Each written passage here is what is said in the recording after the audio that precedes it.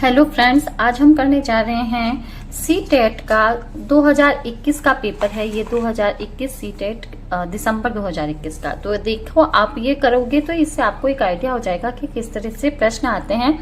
जो 15 प्रश्न सीटी से भी आते हैं, जो मतलब उसे टीचिंग मेथड से आते हैं वो वाले, और जो पैराग्राफ आता है वो भी आप इससे कर सकते हो आराम से। देखते हैं, निम्नलिखित में से कौन सी बोलने की योग्यता है? कौन सी बोलने की योग्यता है? शुद्ध वर्तनी, सुलेख, श्रुतलेख, आशुभाषण। देखिए, शुद्ध वर्तनी का मतलब होता है शुद्ध रूप से लिखना। वर्तनी मतलब मात्राओं का ज्ञान होना शुद्ध रूप से।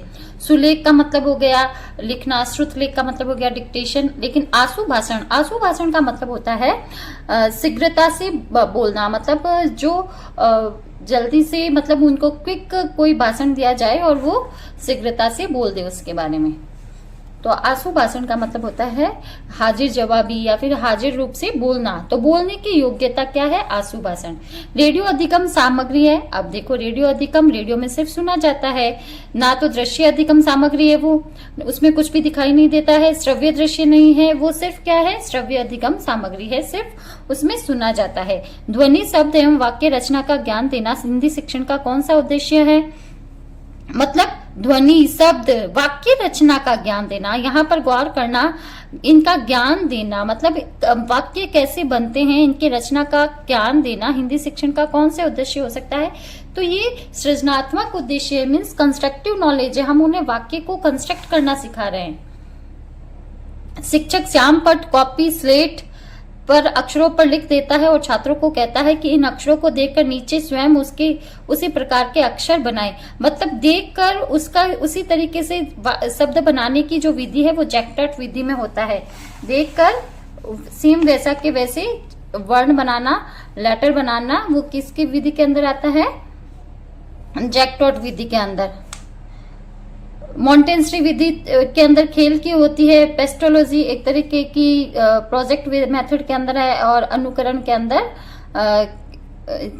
ट्रेसिंग मेथड आ जाता है। फिर बहुविकल्प, सही गलत, विषम का चुनाव, युगलीकरण एवं रिक्त स्थान की पूर्ति किस प्रकार के प्रश्नों का भेद है? जहां पर ऑब्जेक्टिव टाइप की टिक द करेक्ट आंसर हो गया, बहुविकल्प हो गया, विषम का चुनाव करो, युगलीकरण, ये वस्तुनिष्ठ प्रश्न होते हैं, ऑब्जेक्टिव टाइप के प्रश्न जिसे हम कहते हैं। अब देखो, यहाँ पर एक निबंध पैराग्राफ दिया हुआ है, गद्यांश दिया हुआ है। उस गद्यांश में से आपको प्रश्नों के उत्तर देने हैं, और मैक्सिमम रूप से जो प्रश्न होते हैं वो इसमें से ग्रामेटिकल प्रश्न पूछे जाते हैं। विद्याभ्यासी पुरुषों को साथियों का अभाव कभी नहीं रहता। आपको बता दूं, ये हिंदी को जिन्होंने फर्स्ट लैंग्वेज के रूप में चुना है उसका ये सीरीज था। फर्स्ट लैंग्वेज हिंदी है। विद्याभ्यासी पुरुषों को साथियों का अभाव कभी नहीं रहा। उसकी कोठरी में सदैव ऐसे लोगों का वास रहता है जो अमर है। वे उसके प्रति सहानुभूति प्रकट करने और उसे समझाने के लिए सदा प्रस्तुत रहते हैं। कविदार से, अब देखो, पैराग्राफ करने के दो तरीके हो सकते हैं। एक तो आप पूरा पहरा पढ़ो और फिर उसमें से आंसर दो, और दूसरा अगर आपको पढ़ने से ही समझ में आ रहे हैं, जैसे देखो, विद्वान का स्त्रीलिंग क्या होगा? विद्वान का स्त्रीलिंग क्या होगा? विद्वान का होगा विदुषी। विद्वान का होगा विदुषी। एक वचन और बहुवचन का सही युग्म क्या हो सकता है? पुस्तक और पुस्तकें। मतलब ये ऐसे हैं प्रश्न जो हम ऐसे ही कर सकते हैं अगर हमारा ग्रामर स्ट्रांग है तो। और इसके अलावा अगर हम उधर जाकर देखते हैं तो भी हम कर सकते हैं। लेकिन पैराग्राफ में से कुछ भी ऐसा नहीं पूछा जाता है। मैक्सिमम रूप से आपसे ग्रामेटिकल क्वेश्चन पूछे जाते हैं व्याकरण से संबंधित। उद्यत का मतलब हो जाता है तैयार हो जाना। उद्यत मतलब तैयार हो जाना, तैयार होना, उद्यत होना। बड़ी बड़ी महात्मा सदैव लोगों की शंकाओं का समाधान करने के लिए उद्यत रहते हैं। इसमें कौन सा काल है? इसमें निश्चित रूप से दिख रहा, तो कौन सा है? उद्यत रहते हैं। उद्यत रहते हैं मीन्स वो प्रेजेंट टेंस है ना? उद्यत रहते हैं मीन्स संभाव्य वर्तमान काल है, वर्तमान काल। जिस समास में समासिक पदों में विशेषण, विशेष्य, उपमान, उपमेय का भाव होता है, कौन सा समास होता है? विशेषण, विशेष्य, उपमान, उपमेय।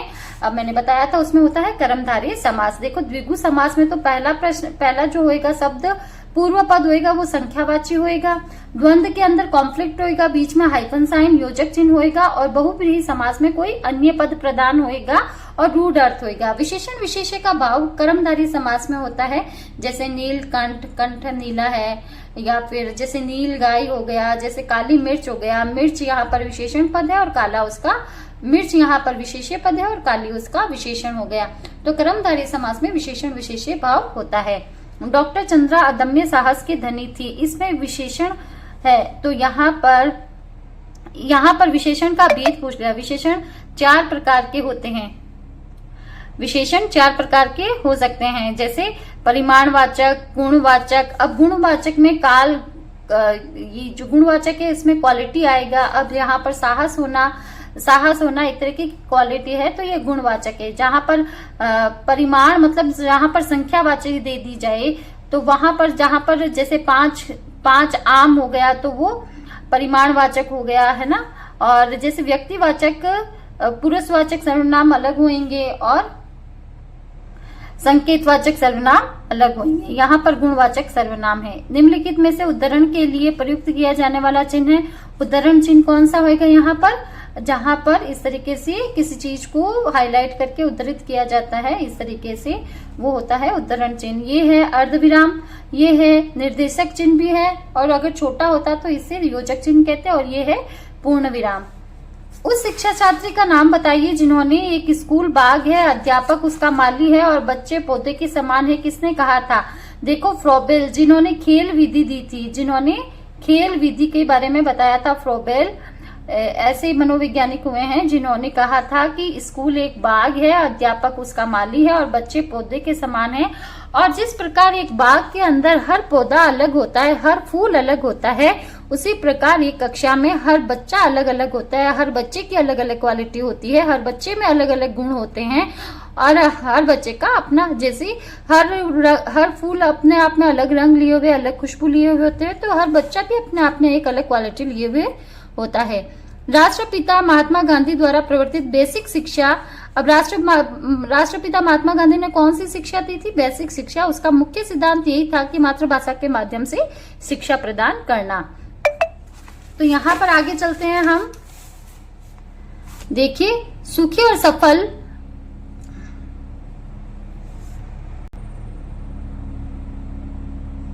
हाँ यहाँ पर भी एक पैराग्राफ दिया हुआ है जिसमें आपको पूछा गया है कि सुखी और सफल जीवन, उत्तम जीवन जीने के लिए आचरण और प्रयत्नों का नाम ही धर्म है। अब ये सारी इसमें बातें दी गई है, लेकिन प्रश्न कैसे पूछे गए हैं। देश का पर्यायवाची शब्द क्या है, वासव, अटवी, सदन, राष्ट्र। तो पैराग्राफ में सीधा ग्रामेटिकल क्वेश्चन पूछा है, राष्ट्र। उत्तम का विलोम क्या होगा, अधम। अपने देश के लिए किया गया कार्य वाक्यांश के लिए एक शब्द है, अपने हित के लिए किया गया कार्य स्वार्थ। दूसरों के भला करने वाला शब्द है परोपकार। दूर तक देखने वाला दूरदर्शी, और जिसकी क्षमता असीम हो वो है अक्षम्य। विद्वेष शब्द में उपसर्ग है वी उपसर्ग है और द्वेष शब्द है। यथाशक्ति में समास कौन सा है, यथाशक्ति में देखो यहाँ पर पूर्व पद अव्यय दिख रहा है, यथाशक्ति में पूर्व पद अव्यय है यथा, और यहाँ पर अव्ययी भाव समास है। तत्पुरुष समास का तो यथाशक्ति मतलब सामर्थ्य के अनुसार, इसका समास भेद करेंगे, समास विच्छेद करेंगे, समास विग्रह करेंगे, तो यथाशक्ति का समास विग्रह होएगा यथा सामर्थ्य के अनुसार। बहुब्रीहि नहीं हो सकता, कर्मधारय में विशेषण विशेष्य भाव होता है। पहला पद अव्यय दिखते ही अव्ययी भाव समास को टिक करेंगे। व्याकरण शिक्षण प्रणाली में किस प्रणाली को विकृत रूप में सुग्गा प्रणाली भी कहते हैं। देखिए व्याकरण शिक्षण की सबसे प्रमुख पद्धति है आगमन और निगमन प्रणाली। आगमन और निगमन, आगमन में क्या होता है, उदाहरण से नियम की ओर। कोई भी कंटेंट हम समझा रहे हैं, जैसे अगर हम विशेषण समझा रहे हैं तो पहले हम कई तरीके के उदाहरण बताएंगे, जैसे लाल कार, लाल सेव, इस तरीके से बहुत सारे उदाहरण बताकर फिर हम नियम की ओर आएंगे कि कैसे संज्ञा आदि शब्दों की विशेषता बताने वाले शब्द विशेषण होते हैं। तो ये जो पद्धति है वो है आगमन प्रणाली, और ये बहुत ही सुगम है, बहुत ही सरल पद्धति है सीखने की। तो उदाहरण से नियम की ओर जाना, उदाहरण से नियम की ओर जाना कौन सी पद्धति कहलाती है, उदाहरण से नियम, और जबकि निगमन में क्या होता है, नियम से उदाहरण की ओर होता है। और ये क्या प्रणाली है, सुग्गा प्रणाली, इसी रूप से जाना जाता है। नवीन शिक्षण पद्धतियों में प्रोजेक्ट पद्धति के व्यापक प्रयोग का श्रेय किसको जाता है, ड्यूवी और किल्पैट्रिक को। किल्पैट्रिक ने प्रोजेक्ट पद्धति पर बहुत अच्छा काम किया है। तो यहाँ पर हम देखते हैं कि किस तरीके से ये सारे प्रश्न बहुत सरल है। अगर आप कंटेंट को बहुत अच्छे से तैयार करते हो और प्रीवियस ईयर के क्वेश्चन आंसर को आप, प्रीवियस ईयर के पेपर्स को आप करके जाते हो, तो आप CTET को क्लियर अच्छे से कर सकते हो। यहाँ पर देखेंगे प्रश्न है, शिक्षकों को बालकों की रुचि का सदैव ध्यान रखना चाहिए। जब बालक की रुचि पढ़ने में नहीं है तो उसे नहीं पढ़ाना चाहिए, इससे विचारों में बाधा उत्पन्न होती है। पाठ को पढ़ाने से पहले बालकों में पाठ में रुचि उत्पन्न करना चाहिए। कितनी अच्छी बात है कि पाठ को पढ़ाने से पहले पाठ में इंटरेस्ट डेवलप करो। बच्चों को ऐसे ही नहीं पढ़ाओ, उस पाठ से, चैप्टर से संबंधित कोई अगर कहानी है, कोई अगर पीछे का कोई इसका इतिहास है, पहले वो बताओ। तो ये भाषाई कौशल किसने दिया है, ये हर्बर्ट स्पेंसर का दिया हुआ है। उन्होंने कहा कि पहले बच्चों में इंटरेस्ट डेवलप करो। पाठ्य पुस्तकों के उद्देश्यों के अंतर्गत पाठ्य पुस्तकें शिक्षक या बालकों के लिए हैं, साध्य नहीं वरन साधन है। पाठ्य पुस्तक शिक्षक और बालकों के लिए सिर्फ साधन है, एक्चुअल में ये साधन है, और साध्य तो हमारा व्यवहारिक नॉलेज है। भाषा शिक्षण में उपयोगी श्रव्य दृश्य साधन है। भाषा शिक्षण में उपयोगी श्रव्य दृश्य साधन अभिनय। अब देखो, रेडियो सिर्फ श्रव्य है और श्यामपट सिर्फ दृश्य है, पोस्टर सिर्फ दृश्य है, जबकि अभिनय में क्या होता है, श्रव्य दृश्य दोनों ही होता है। मुहावरे के प्रयोग में बने वाक्य का सही विकल्प चुनिए। अब सुरेश की तो अक्ल मर गई, बंद कमरे में उसका दम फूलने लगा, और दोनों भाई खेत के स्वामित्व के लिए लाल पीले हो रहे थे। लाल पीला होना मतलब गुस्सा होना, और दम फूलना मतलब किसी काम के लिए बहुत मेहनत करना। चोरी करते पकड़े जाने पर उसकी नाक झुक गई।